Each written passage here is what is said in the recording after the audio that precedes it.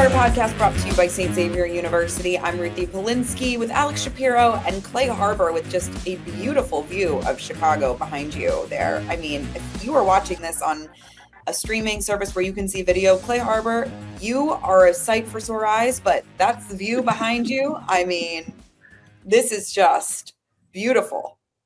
Yeah, we're at our studios here at the United Center, and it was somebody's birthday today. So to paint the full picture, I am surrounded by Levain Bakery cake and cookies, and the smell right now, it's just unbelievable. And I'm trying to focus. We're focusing on the Bears, but I'm looking to my right and my left, and I'm just seeing cake and cookies from Levain, one of my favorite bakeries.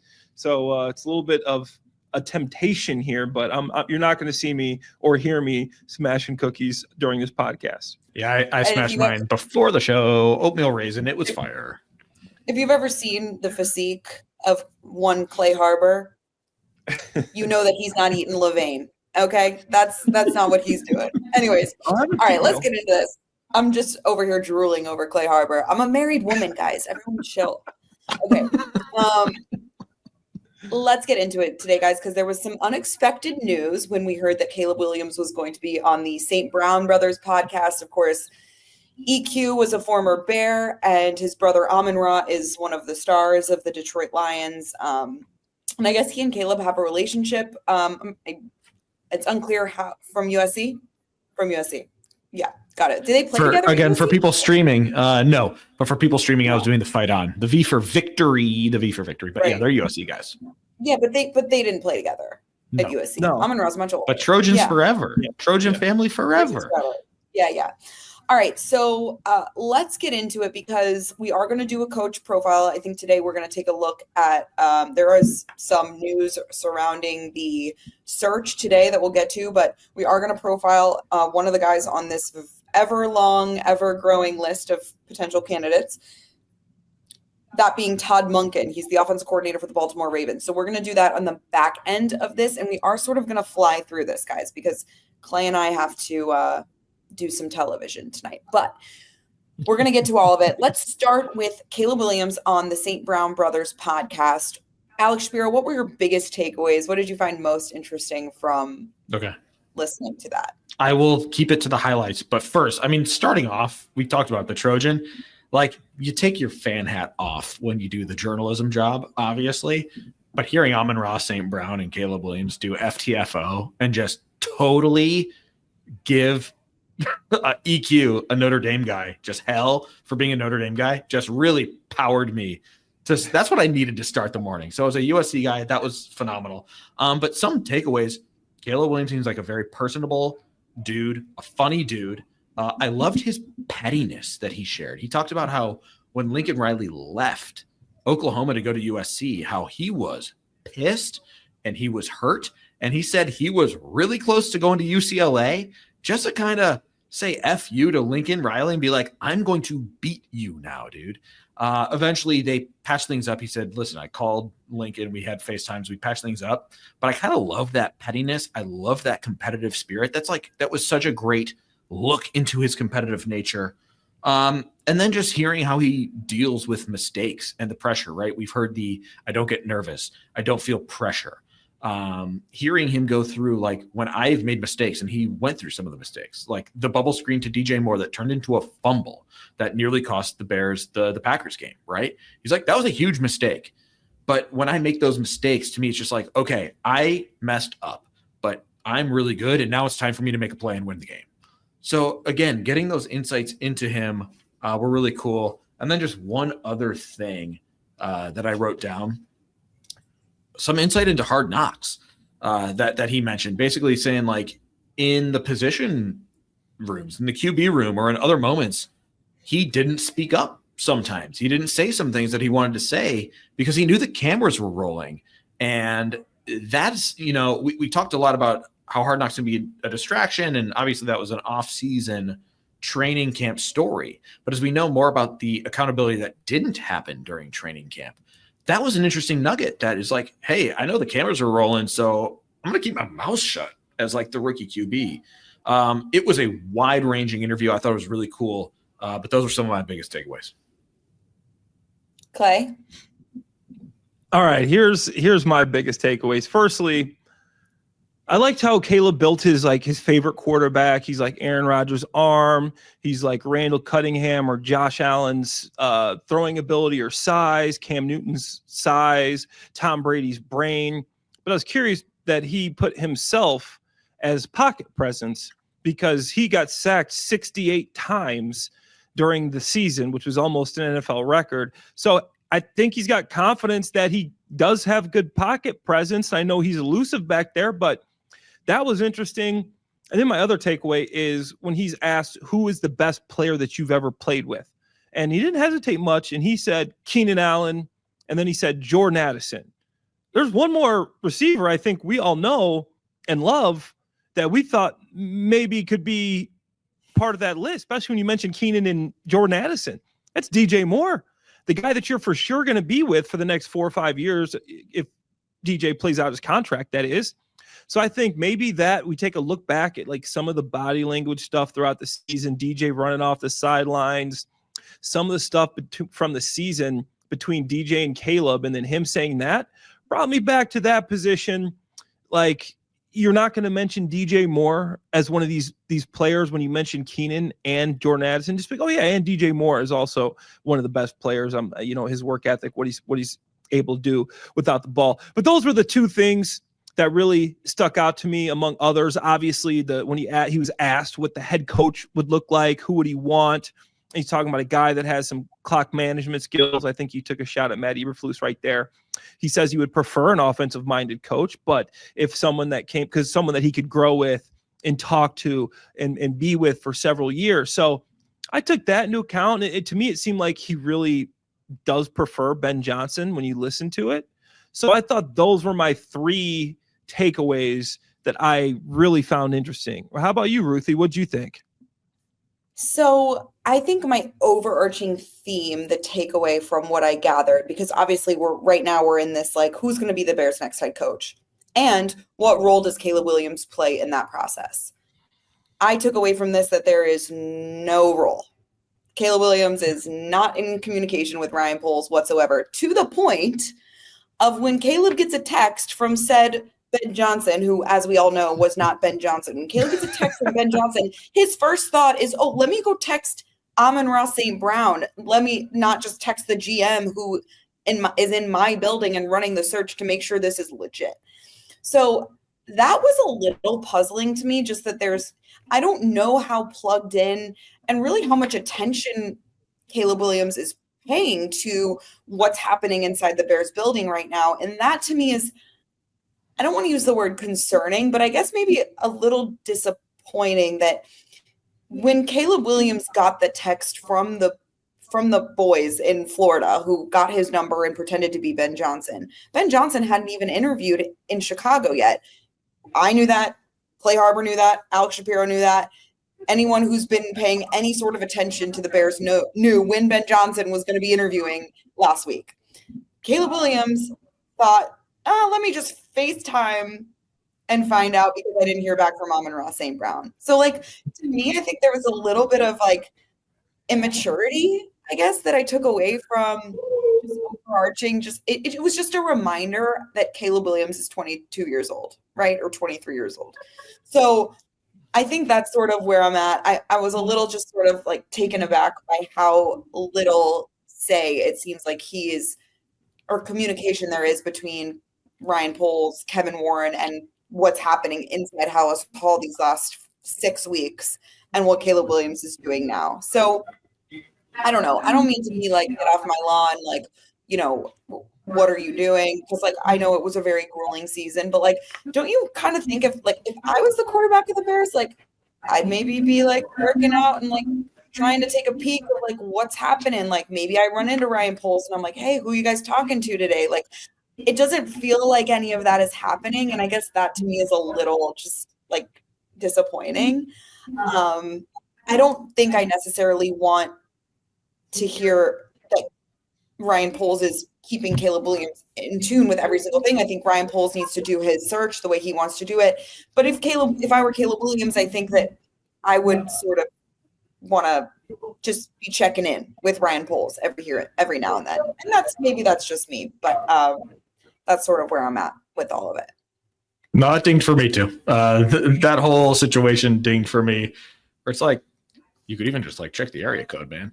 And I know, like, you know, that's harder. People move around and all that. And as Amon-Ra and Caleb Williams said, like, people keep their phone numbers a long time, this, that, and the other thing. But that also kind of dinged for me. Where it was like, you could have maybe done a little bit more due diligence before you FaceTime these guys. Yeah. But he was like kind of good natured about it too. Like, he admitted, like, hey, this was kind of a dumb thing that I did, and I was pissed for a little bit. But he was like, you know what? Good prank. What do you say? S-tier prank. And he like was like, hats off. All right, you got me. It's to me, and I don't know, maybe I wasn't clear, but it's not really about the prank call situation. That to me just told me that there's not really a fluid line of communication between Caleb Williams and Ryan Poles right now. Like, that's sort of my takeaway. And so I thought just that was interesting. I don't know. And maybe there is. Maybe I'm wrong. Maybe that wasn't what Caleb wanted to do. But, like, you know, if Caleb were to screenshot that text from a random kid in Florida and was like, sent it to Ryan and was like, hey, is this legit? Like, I just don't think that's very hard, but what do I know? Anyways, I want to get to some of the other noteworthy news that we have today, and that is that Mike McCarthy is having an in-person interview in the Inside House Hall today, and then apparently maybe going to dinner or something with the Bears brass tonight. There was a report from ESPN that he flew private, which I think is very intriguing, considering the Dan Quinn who flew coach not too long ago for his in-person interview with the Bears. So maybe the Bears read the room. To me, maybe that's Kevin Warren is sort of ponying up and, you know, putting more resources towards these types of things. So I thought that was really interesting. What do you guys make of that? Yeah, I thought the same thing, where it's like, oh yeah, okay. They got the memo with the flying a coach in coach. So yes, I had pretty much the same reaction as you, Ruthie. Yeah. In our group chat for the Big Pro Football Show, David Haw had the funniest response. It was very David Haw, and he goes, it must have been Mike McCarthy's private jet. Isn't that what he said, Ruthie? It must have been Mike. Yeah, and I thought that was hilarious because the Bears aren't known for doing that. You got the Dan Quinn coach story. You got people. I don't think the Bears are cheap, but you got that connotation, people saying that. But I think it's good. They're taking this guy seriously. They're treating him like he should be treated, like a Super Bowl winning coach that has won 11 playoff games, that has won 11 games in 3 straight seasons, and he's not a peer of, I'm sorry, Mike Kafka, my former teammate. He's not a peer of Mike Kafka. He's not a peer of Drew Petzing.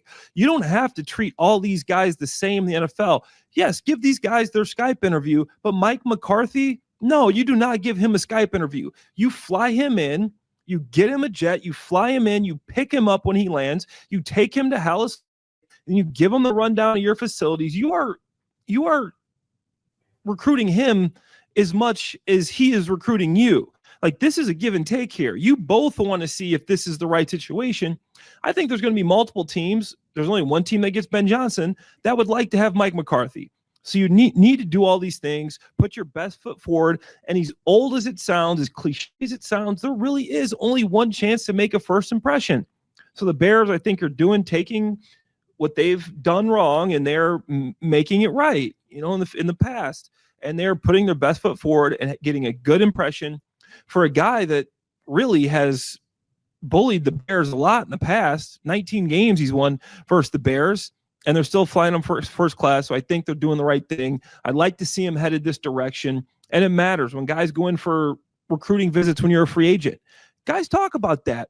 Yeah, they flew me in coach. They flew me in first class. When I went to New England on my free agent visit, they flew me in first class. You know, to hear that Dan Quinn was flying coach. I was a backup tight end. They had just signed Charles Bennett. They have Rob Gronkowski. They had just drafted a tight end. They flew me first class, picked me up from the airport, brought me to my hotel. And that's what I remember. The things you remember. You go in the facility. I remember sitting down with Bill and how it's all business. He's talking about, okay, you're going to have to play core 4 special teams. This is where you see you a tight end. And it's a business meeting, and you're feeling them out. They're filling you out. So I think that was very important from my experience with players, but also coaches to another level. Alex, I wanted to ask you, does that report today change in your mind or shift in your mind where the Bears view Mike McCarthy on the hierarchy of potential candidates? Like, I felt like there was sort of maybe a Mike McCarthy moment today where everyone's like, oh my God, maybe this is their number one guy. Did you feel that way? I always thought that the Bears would take him very seriously. So I didn't feel that shift. For a while we talked about Vrabel and Ben Johnson as the top two. Vrabel's obviously off the table, and Ben Johnson they can't bring in until the Lions are done. So it's not like the Bears are going to twiddle their thumbs in the meantime. They got to keep working. So when you look at Mike McCarthy's resume, and I know there's a lot of vitriol on Bears social media among fans about Mike McCarthy. He has a very accomplished resume. And he's extremely, extremely qualified. So the moment we heard the Bears linked to Mike McCarthy, I immediately thought he's going to be a serious candidate. And this is more confirmation more than anything. I wouldn't say it changed my thinking, but I think it really confirms that, hey, like this could be the guy. I mean, you want to talk about people like, Haw joking on the text thread? I've been telling people in my text threads also, get ready. Like if Ben Johnson goes elsewhere, I think there's an extremely good chance that Mike McCarthy ends up being the guy. Because, okay, Todd Monken deserves serious consideration. There are a lot of guys who deserve serious consideration. But other than Pete Carroll, Mike McCarthy, it's a lot of guys with stuff to prove. Mike McCarthy has kind of shown, I can do this. I can do this in the regular season. I've won a Super Bowl. A lot of these candidates cannot say that, right? They cannot say the thing. So I always thought he was serious. It kind of confirms, like, yeah, he's going to be a player here. Clay, did you have anything to add? No, I thought that was perfect. I mean, this guy he's a coach. Yeah. The other thing I wanted to talk about before we move on to the coaching profile was, did you guys get a chance to catch 670 The Score today? Mike Florio, when he was talking about, he said, I think for the Bears to even have a remote chance at Ben Johnson, they're going to need to clear out the front office. And he's talking about how the Raiders cleared out the front office because, and that was 2 days after they fired Pierce, was because they heard through the grapevine, the tea leaves is what Florio called it, that Ben Johnson wanted alignment. What does he mean by alignment? By alignment, he means he wants to be in the same time frame with his player personnel guy, or he wants to be able to pick his player personnel guy. And that is what people are saying is one of the big reasons the Raiders ended up getting rid of Tom Telesco, if I said that name right. Yay me. You did. So do you guys think that the Bears may have traded another year of Ryan Poles without them knowing it for a chance at maybe the gem of this year's coaching search? I think it's too early to say that because the Bears have had one virtual interview with Ben Johnson. And there's going to be almost certainly, probably, unless they just fall in love with somebody else and say, he's now our number one guy, you have to imagine there is going to be another interview with Ben Johnson. And if things get really, really serious, and this is my personal belief, speculation. If things get really, really serious and the Bears say Ben Johnson is the guy to turn our franchise around, I would imagine that they seriously consider if it gets as far as Ben Johnson saying, I need to have my personnel, dude. I do believe that the Bears would grant that request. I don't know. I think and again, this is my belief that if he's the dude and Ryan Poles has 1 year left, which is a lifetime to Kevin Warren, 1 year is a lifetime, that I do think that they would say, okay, if this is truly, truly deal breaker, I think that they would choose Ben Johnson over with Ryan Poles running the interview. You think that they would say, oh, okay, Ryan, you're up. I don't think Ben Johnson. So I don't even know that it would get to that point. It would be through his agent. It would be Ben Johnson loves the Bears, and then he would tell his agent he loves the Bears, but this is what I need. I want to go to the Bears, but I need my own personnel guy, and I want him to be aligned. So his agent comes back and says that to Kevin Warren, and then it's on Kevin Warren. Who is Ryan Poles' boss? Do we go another way because we really want Ben? We're that in love with Ben Johnson. Ryan Poles is only under contract for one more year for what we've heard. Maybe then there's been rumors, maybe 2, but one more year. They're so sly about the contract situation. It's such a state secret. But you guys, I'm with Alex.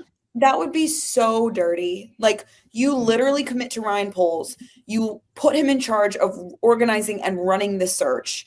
And then the guy comes in who's a proven offensive mind, right? We know that. But we don't know if he's a proven head coach. And you're just going to say, Ben is our guy. Like, you've committed to Ryan Poles being your guy. So we also don't know that Ben Johnson is going to make this ultimatum. Like, this could be all nonsense. Yeah. Like, is Ben Johnson really going to put together an ultimatum and say, Ryan's got to go or I'm not coming? He did turn down some interviews because he didn't like the situation. So we know he's not afraid of Detroit. He's probably not afraid to go to Jacksonville or the Raiders too. And I think Shad Khan, the owner of Jacksonville, did say that he would be open to it, which I thought was very interesting. The owner said that. Somebody asked him if, the head coaching candidate that you like came in and said, we want this personnel guy. Shad said he would be open to it. I don't think that's how Kevin Warren works and the McCaskies work. And I don't even know if we'd find ourselves in this situation.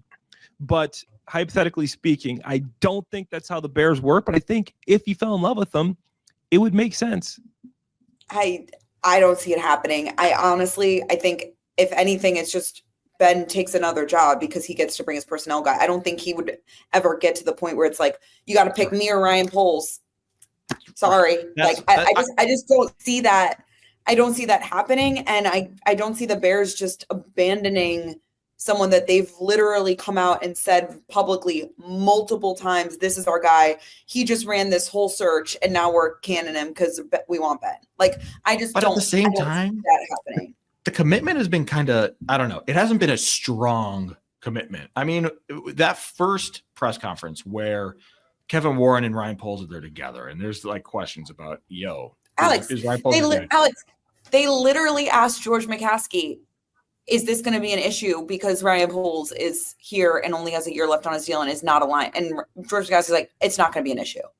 So like, to then all of a sudden just like completely abandon what you've been like preaching. And I think that would be dirty. I don't think that would look very good on the organization to do. I'm not saying it's a great way. I'm not necessarily saying it's a great way, but also like we need to take 3 steps back, which is you're probably right that it would never even get to this point. Like that, it seems far more likely that Ben Johnson would just be like, I choose the Raiders. Like, right. We're kind of talking about something that is almost totally. It's a hypothetical. Totally. Yeah. I just think we're too deep in it.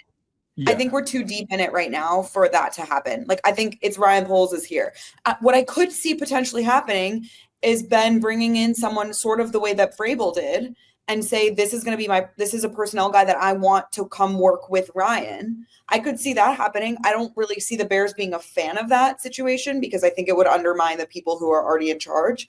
But maybe there's something like that could potentially happen, but I don't think it's at this point. It's Ryan Poles is going to be here for at least another year because of just the setup of the search period. Like, it's Ryan's search. So yeah, I'm curious. If a year is a lifetime, though, if a year is a lifetime, then is a week a year, and then is his contract up? Right. Yeah. Great question.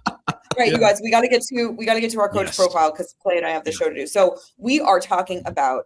Oh, also the Bears interviewed Arthur Smith today virtually. Does anyone have anything to say about that quickly? Arthur Smith, I mean, he's been a head coach before. He didn't have success. His offense, I think, was middle of the pack in everything this year. I think he's an interesting candidate. I like the way he carries himself. You've heard good things from players about the guy, but I don't think he's a guy for this job. I think he's got to go back. He's got to refine his offense. He wasn't able to find a real sweet spot with Russell Wilson. Obviously, won some games with Justin. Wasn't because of the offense, but I think he's a good offensive coordinator, solid offensive coordinator, but I don't think he's head coach material right now. Yeah, he's had some moments. He's had some moments. Alex. No, it's okay. Like, he was a much more interesting head coach candidate like 3 months ago, and then the Steelers offense kind of fizzled and they kind of weren't able to adjust. They lost their last 5 games. Like, and it was because of the offense. And They never had a lead. They didn't have a lead 2-0, 3-0, 6-0. It was the first time. It was the third time that's happened to the Steelers since 1933 that they didn't have a lead in 5 straight games. Now, one time did they have a lead. And to me, that's very telling. Not to mention, he never had a winning record when he was a head coach in Atlanta. So What does that tell you? Let's move on. Todd Monken, we don't know when he's interviewing because he's still playing, which we love. Like, good for him, And let's talk about a dynamic offense. I mean, holy smokes. And obviously you have MVP candidate Lamar Jackson running the show there. But Alex Shapiro, break it down. Who is Todd Monken? Take it away. Okay. First thing, we have our first local dude alert. He's from Wheaton, Illinois, and he played at Knox College. He played quarterback there in Galesburg. We know the Bears love local dudes. They got a local dude here. He's also a very experienced dude, 36 years of coaching experience, 10 in the NFL, 3 as a head coach, and that was at Southern Miss. He's had a lot of success at a lot of places. I'm just going to go real quick through the highlights of some of these success stories. Ravens OC, last 2 years. Last year, they were 4th in points, 6th in yards. This year, 3rd in points, 1st in yards. Lamar Jackson, playing at MVP level, could win another MVP. Before he was with the Ravens, he was the Georgia Bulldogs offensive coordinator from 2020 to 2022. They won 2 national championships. He had Stetson Bennett playing amazing. Their offense in 2022 led the nation in total yards and points. So really good offense there. He was the OC with the Buccaneers. They set all kind of records when he was their franchise records, I should say, when he was their OC in 2016 through 2018. Jameis Winston, Mike Evans went off. And then let's talk about Southern Miss. That was his one head coaching stint. He took over after an 0-12 season. By year 3, he had them 9-5 and playing in a bowl game. Also, he's had flexible offenses. It's not just air raid like it was with the Bucs. It's not just pounding it on the ground like it was with the Ravens. He's kind of done both. Evans, Chris Godwin, Deshaun Jackson, let's feed them. Oh, we have Lamar Jackson, Gus Edwards, Derrick Henry. Let's feed them. Also, good play designer. Not just Ben Johnson is the cool play designer in this group. And all we have to do is look back to last weekend against the Steelers. They were doing some really, really cool stuff. 2 that I want to highlight that were kind of making the rounds on Twitter. One, he has the Wildcat, which never works. Seemingly has the Wildcat with Derrick Henry and Isaiah Likely. Puts Lamar Jackson in motion. The entire Steelers defense is like, whoa, Lamar Jackson's in motion. What do we do? Derrick Henry just takes the snap and runs like a little draw for 35 yards. So that was really cool. And then using motion again, something that the Bears struggled with. Using motion with Rashad Bateman coming across the backfield and then across the formation. I mean, just wide open in the end zone. So good play design. Red flags. Every guy's got red flags. So let's talk about his. There are some questions about his play calling. He is a play caller.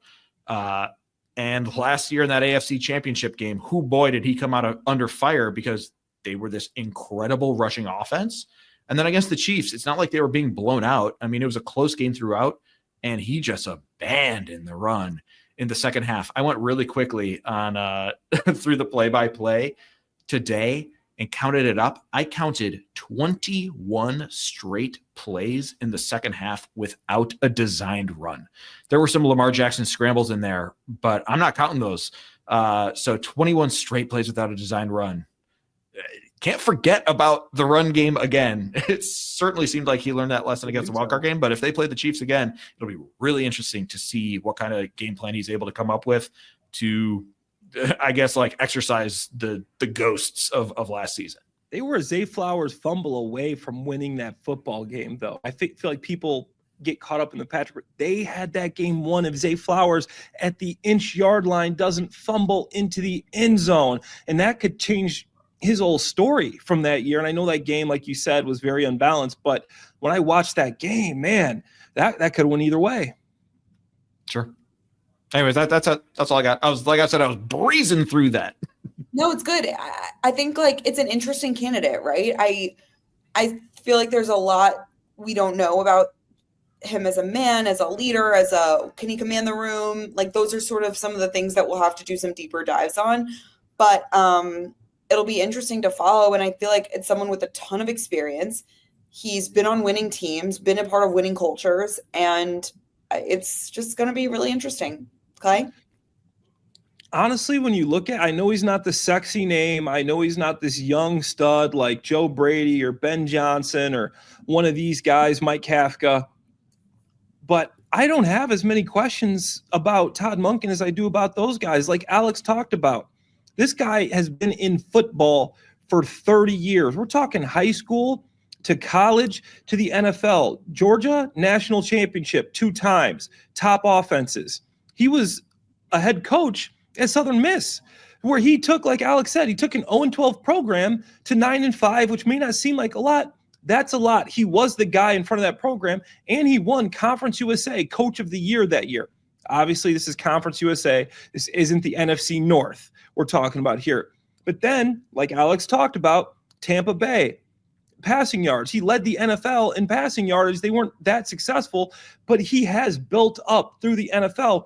And the thing I like the most is he's adapted his offense throughout every place he's been around his players. He's not just Ben Johnson, who's had success with Jared Goff in the system with this huge offensive line. You can run gap scheme. You can pull Penei Sewell, a tackle, which you'll never see another tackle that can do what he does. You have Jared Goff, who is a timing passer. Now he's going to be working with Caleb Williams, who's more of a playmaking type passer. He's worked with Lamar.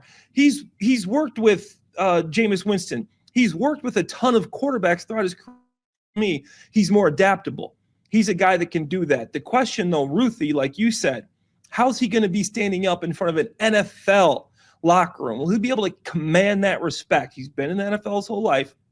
So for me, it comes down to, can you command the respect? Can you build the culture in the NFL from the ground up? Everybody wants a culture change. I love his pedigree, love where he comes from. I love his offense this year. I know he's got Lamar Jackson, but he's had success without Lamar Jackson. So to me, I think Todd Monken is up there in my top 5. Not a sexy name, not not the guy that garners a lot of attention, but I think he would be a great pick to be a head coach. It also says something to me that the Bears aren't the only ones interviewing him. And I know that's maybe a sour way of thinking about things, but this isn't, some of these other guys on this list that are literally just, everyone's like, why? So I find it really interesting that other teams are also interested in Todd Monken. It's sort of validating to know that there is a lot of respect for him around the league. All right. Thank you for those head nods, gentlemen. I will wrap this thing up. Clay and I have a show to do, the Big Pro Football Show. In case you didn't know, it's on every day on the Chicago Sports Network, Monday through Friday at 5:30 to 6. We talk about the Bears. It's so much fun. And Alex Shapiro, love you on the Charter. You're the best. So we thank you so much for listening to the Charter Podcast, brought to you by St. Xavier University. I'm going to be away next week. So I'm going to miss you. I may hop on. If I have things to say, I may just need to hop on, but we're going to see. But you guys will hold down the fort, and I know you'll do a fantastic job, as you always do. Thanks for listening to the Charter Podcast. I'm Ruthie Polinsky. That's Clay Harbor, and that's Alex Shapiro. We will talk to you soon.